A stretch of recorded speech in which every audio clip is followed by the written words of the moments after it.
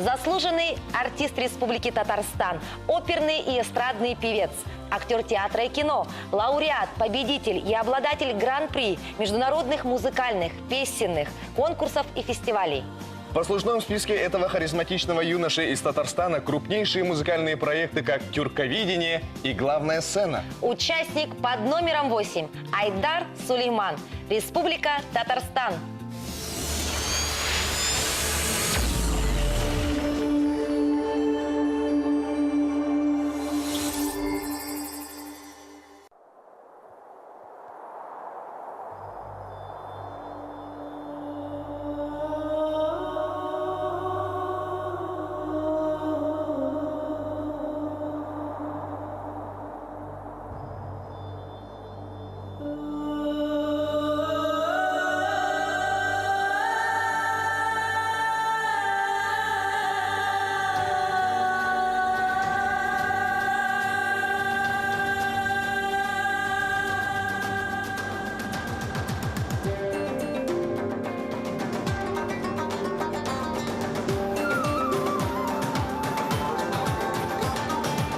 Koya olı bora, şamalıyız belediz, hazırge ora yolu. Duru atta şilebiz, tuyakları şakma şava, şakma bulmuş attısız, biz bugün yaktı